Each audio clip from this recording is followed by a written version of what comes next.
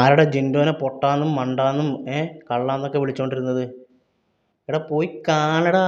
B B ഹോട്ടലിൻ്റെ അകത്ത് ആകെ പണിയെടുക്കുന്നത് ജിൻഡോയും ശ്രീതുവും അർജുനും പിന്നെ വല്ലപ്പോഴും ഋഷി.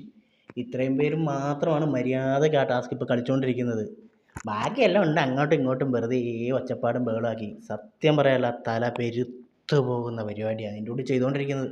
ഒരു കിടുക്കാച്ചി ടാസ്ക് കൊടുത്തിട്ട് അത് മര്യാദയ്ക്ക് കളിക്കാൻ വേണ്ടി പറ്റാത്ത പൊന്നു വാഴകളെ, നിങ്ങളൊക്കെ എന്തിനാണ് ഇത്രയും നാൾ അതിൻ്റെ അകത്ത് നിന്നത്?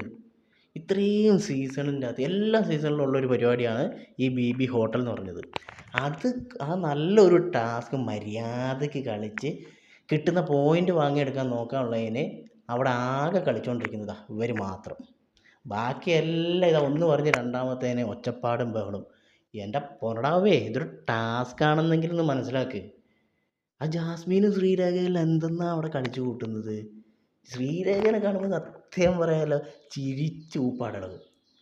എൻ്റർടൈൻമെൻറ്റ് പരിപാടിയാണ് അവർ ഉദ്ദേശിക്കുന്നതെങ്കിൽ ശരിക്കും ഒരു ബഗിഡായിട്ടുണ്ട്, കോമാളിത്തരമായിട്ടുണ്ട്. തലയിലൊരു ഇതെല്ലാം വെച്ച് ചെറിയൊരു മീശയെല്ലാം വെച്ച് ഇങ്ങനെ മിണ്ടാണ്ട് അനങ്ങാണ്ട് നിന്നിട്ടുണ്ടെങ്കിൽ അടിപൊളിയാവുമെന്ന് അവർ വിചാരിക്കുന്നത്. പിന്നെ ജാസ്മിൻ മറ്റേ റോബോട്ടായിട്ട് എന്താ റോബോട്ട് കളിച്ചു കൂട്ടുന്നത്? ഇത് റോബോട്ടല്ല, ഇത് റോബർട്ടാണ്. ഇത് ഗബ്രി പോയപ്പോൾ തന്നെ ജാസ്മിൻ്റെ തലക്കടി കിട്ടിയ എന്താണിത്? ഒരു ടാസ്ക് പോലും മര്യാദയ്ക്ക് കളിക്കാൻ പറ്റുന്നില്ല. എന്നിട്ട് ബാക്കിയുള്ളവരെല്ലാം ചീത്തയും വിളിച്ചുകൊണ്ട് നടക്കുന്നു.